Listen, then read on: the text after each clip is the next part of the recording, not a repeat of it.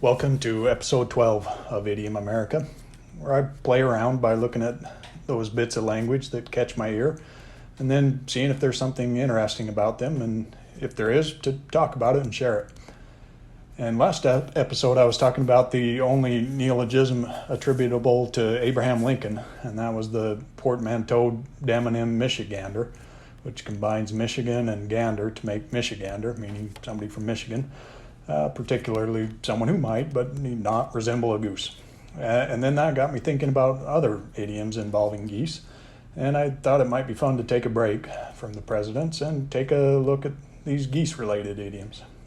It also helps, I suppose, that it's that time of year here when I've been seeing a lot of geese flying by close overhead, their big bodies silhouetted against the sky in that classic migratory V pattern, like an arrow pointed with purpose somewhere else as they honk and fly, majestic and wild.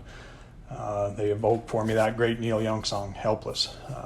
Big birds flying across the sky, throwing shadows on our eyes, leave us helpless, helpless. They look so different in the sky when they're migrating like that from the geese you see strutting around on the golf course. Entirely different animals. But first, some basic goose terminology. Gander is obviously the male goose, and a gosling is a young goose. But what's a female goose called? Well, some claim that it has no name and that it's just a goose, while others say they can be called dames. And then what about a group of geese? And you probably think gaggle, and you're right, but only if the geese are together on the ground. When they're in flight in that V pattern, they're called a skein or a team or a wedge. And of all these arrangements, geese can be the unruliest or most tangled in a skein. Think of a skein of yarn on a reel being twisted up. And when the geese fly close together, they're called a plump, which makes me think of the plump goose down and all those fat, plumped up Canada Goose brand coats that seem to have become so popular. And then finally, one more fun fact about geese that I want to mention is that the world's highest flying bird is a goose, an Asian bar-headed goose that has been found to reach a peak flight of 21,120 feet, allowing them to fly up over the Himalayas in 8 hours, which is pretty incredible. No time for acclimatization to the elevation there. And before digging into some of these goose idioms, it's fair to ask why the plural of goose is geese. Or for that matter, why the plural of moose is not meese. Well, the case of goose is easy enough. It's one of those old English words in which one of the ways that the plural could be made was to alter the vowel sound in the middle of the word. Think tooth to teeth, or foot to feet, or mouse to mice, or louse to lice. And in contrast, moose, it came into English about 400 years ago from a Native American source. The Algonquin languages, Narragansett has moose, and Abenaki has mose. And so it doesn't follow these old English rules. And I think the original borrowers of moose probably figured that since they didn't pluralize deer or elk, there was no need to pluralize the biggest member of the deer family either. But English has a lot of funny pluralizations, and some might say that trying to make sense of them all is pretty much a wild goose chase, or a hopeless pursuit after something pointless or unattainable. And I wouldn't go that far, because that kind of thing's pretty much the whole point of this podcast. But anyway, this idiom, wild goose chase, also sometimes known as wild goose hunt, was first written down by Shakespeare, like so many idioms this podcast has looked at. In the play Romeo and Juliet from 1595, Mercutio wants to cut short a losing battle of wits with Romeo, asking his friend Benvolio to intervene. And Romeo then says to Mercutio, switching spurs, or I'll cry a match. And Mercutio responds, nay, if thy wits run the wild goose chase, I have done. For thou hast more the wild goose in one of thy wits than I am sure I have in my whole 5. So let's break that down a little bit. Switching spurs here refers to horse racing, using your spurs and your switch or your whip to egg on your horse even faster. So Romeo's telling Mercutio to keep up, or he'll declare himself winner of the Battle of the Wits. And Mercutio responds by giving up, saying he didn't have a wild goose chase in him. And that was a type of horse race popular back then. So he's telling him that as well that Romeo had more of the wild goose in any one of his 5 wits than Mercutio had in all of them put together. And as an aside, the 5 wits from back then are common wit, imagination, fantasy, estimation, and memory.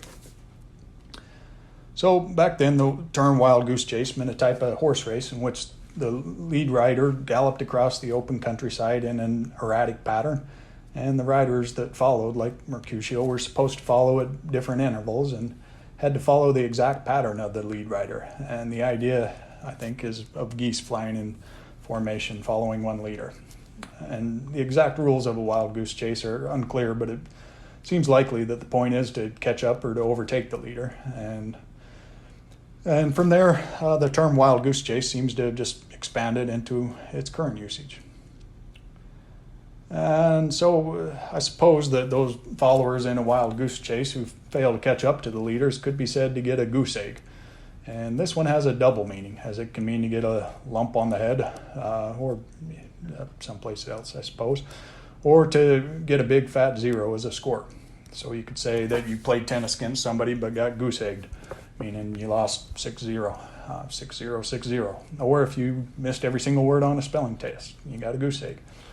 And this one appears to have risen in the late 1800s in the U.S., and the origin seems pretty clear.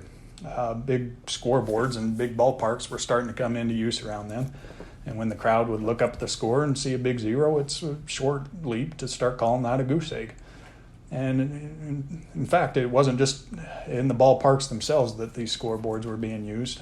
The first electric scoreboard was invented in 1908 by a guy from Chicago named George Baird. And a lot of places were hesitant to adopt it because they were afraid it would cut into their sale of paper scorecards to fans who would buy them so they could keep track of the scores themselves as the game went along. But this scoreboard started to catch on, and even newspapers started to put up big electric scoreboards outside their office buildings. And people would gather around in big crowds to watch the lights change on such things as the score, the batter's place on base, and other simple stats. And this was before the time of radio, so if you weren't at the game and you wanted to follow your team, this was the place to be. And for the newspapers, obviously, they could capitalize on that attention to sell more papers. Finally, it's worth mentioning that although goose egg appears to have arisen in America in the context of a sport like baseball, in the mid-1800s, the term duck egg arose in Britain in the cricket context to mean the same thing. And I'm not sure why Americans just didn't go with duck egg, perhaps because of this idea that bigger is better and they could outdo Great Britain, or maybe because on those big scoreboards it just was bigger and goose egg was a better fit.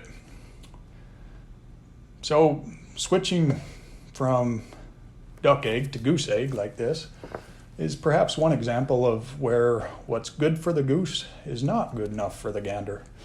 And this idiom is also heard sometimes as what's sauce for the goose is sauce for the gander, which is originally how it arose in the mid-1600s at the latest, quite possibly a lot earlier. And it means that if something is good enough or acceptable for one person or in one situation, then it's therefore good enough or acceptable for another person or situation. And there's those that say that this one has a particularly gendered meaning and that it means that whatever's good enough for the female is good enough for the male. And early on in this idiom's usage, that does seem to be the case. But nowadays, it refers to any group of people, irrespective of gender. And geese make a lot of sense here, I think, as a species to use for this idiom, because unlike most species, the difference between the two genders is not quite so pronounced. Think of the colorful mallard ducks versus the muted browns of the female duck or the hen. But with geese, they're identical as far as markings go. So it can be pretty difficult to identify the gender of a goose and almost impossible unless you have a pair of geese to do a side-by-side comparison. Or if you come across a goose on a nest, you know it's the female. But because Canadian geese mate for life, if you see a lone goose, it could be a gander out on patrol to protect his female partner, or it could be a widowed dame in mourning. But when you do see a pair together, one clue to gender is the fact that the gander is usually about 10% larger on average than the dame. And another clue can be their calls. The gander's honk is a little slower and lower pitched than the dame's. And this one also makes a lot of sense in its original form, as geese taste about the same, regardless of gender. So whatever sauce you put on a cooked goose, it doesn't really matter if that goose is male or female. The sauce will work the same. And speaking of cooked geese, there's the idiom, one's goose is cooked, which means all hope is gone, no possibility of success, you're doomed, in trouble. You can even hear this one as to cook your own goose when you yourself are responsible for eliminating all hope or good fortune. And the origin of this one's a bit mysterious. Some say that it comes from the Czech theologian and philosopher Jan Hus, who was a reformer of the Catholic Church and a key predecessor to people like Martin Luther and Protestantism.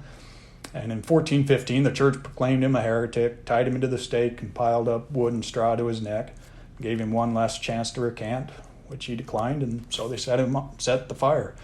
And anecdotally, there was some trouble getting the fire hot enough to burn him up or cook him, until a lady came and threw some brushwood on it. At any rate, it became one of those events seared in the collective imagination. And in Czech, the word for goose is husa, so really similar to hus. And so there's some who point to this as an origin. Others point to a Swedish origin involving an unsubstantiated tale of Eric the 14th, a deranged and probably mentally insane 16th century Swedish king. And the legend says that Eric the 14th became enraged when he saw a dead goose hanging outside the gates of a village, as he interpreted it for some reason as a sign of mocking disrespect for him and his troops. So naturally he set fire to the village, cooking the goose and all the inhabitants. I think, though, this one actually refers to another goose idiom, killing the goose that lays the golden eggs, or short-sightedly destroying a valuable resource for greed or short-term gain.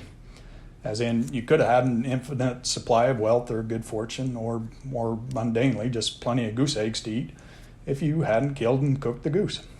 Hence, by killing the golden goose, you're also cooking one's goose, and also almost, but not quite, killing two birds with one stone. And this goose and the golden eggs goes back all the way to one of Aesop's fables, although there have been many versions since. But the basic version consists of some people who had a goose that laid a golden egg every day, and convinced that there must be some great store of gold indeed inside the goose. For it to be able to do that, they kill it to try to open it up and get to whatever it is inside. And this idiom isn't to be confused with the Grimm brothers fairy tale, in which a simpleton is rewarded for his generosity to an old man with a golden goose. And when he takes that goose to an inn with him, the greedy innkeeper's daughter tries to pluck one of the feathers of the goose and is stuck fast. And then her sister comes and she gets stuck to her sister, and then another sister, and then some more people, till there's a big line of people trailing after the simpleton, all stuck to each other. And meanwhile, there's a princess who never smiled, so the king promised to give her hand in marriage to whomever could make her laugh, which the simpleton does when he walks past her window with his conga line of greedy would-be golden geese pluckers. And when I think of a plucked goose, I think about the idiom goose flesh. And goose flesh is one of those that has a few variations. The one I used most growing up is Goosebumps, but it can also be called goose pimples or goose skin. And this, of course, is the term for what happens when the hair on your skin stands up because you're cold, or you witness something beautiful or that gave you the chills, or because you were scared. And that last one, Goosebumps from being scared, reminds me of a series of books that were popular when I was a teen. Goosebumps by R.L. Stein, with titles like Welcome to Dead House, Say Cheese and Die, Stay Out of the Basement, and Monster Blood, with book covers that were really pretty lurid and made me feel like I was reading some questionable stuff. But these goose pimples idioms, they've been around for a long time and obviously come from the look that a plucked bird has. And as to why goosebumps instead of chicken bumps or duck bumps or quail bumps, I assume it might have something to do with the fact that the size of the goose and its bumps compared to other birds makes them look more dramatic, starker, more idiom-worthy. But that's just speculation. Lots of other languages do use a different bird. For example, the chicken is used in Vietnamese, Korean, Japanese, Finnish, Russian, Dutch, French, Spanish, etc. And some people can evoke goosebumps in themselves without any external trigger like cold or shock. And I'm able to do that fairly well. And the easiest way for me to do it is to think of nails scratching a chalkboard. And for some reason, that one gets me pretty much every time. And I can cause goosebumps, mostly just on my forearms, though, kind of a mild case of them. Because goosebumps can occur anywhere that one has hair. The legs, are a good example. For some people, even the face or head. And it's a feeling of a chill running through your body. So something that gives you the chills is usually something that gives you goosebumps. And a somewhat related idiom is to goose up, which means to cause something to become stronger or more intense, as in, this sauce is kind of bland. What can we do to goose it up? It's also often used with respect to vehicles, goosing up the engine to improve performance. And I have a hard time tracking down the origin of this one, but it seems to have been around for a while, with its usage really taking off around the time that motors and engines became more common. And I've heard it used in contests like goose the gas pedal a bit, meaning to accelerate, and that is one meaning of to goose as a verb, to enhance. Think here of goosing one's resume or one's reputation. And as one of our domesticized animals, I suppose it's no surprise that there are a lot of idioms about geese that have been around for a while. One of the domesticized uses of geese that I found pretty interesting is their use as watchdogs or guard dogs. Because geese, they're pretty territorial and they're pretty aggressive by nature. That allows them to be trained to secure property. And they're also intelligent enough to discern unusual people or sounds from the usual stimuli. And so they can start honking pretty loud when they're alarmed and alert humans. So pretty good security birds. In fact, in late 1950s, South Vietnam, the South Vietnamese Air Force, it used flocks of geese to guard their parked aircraft at night because of the noise they would make at intruders. And you can't mention the military without discussing that idiom, goose-stepping.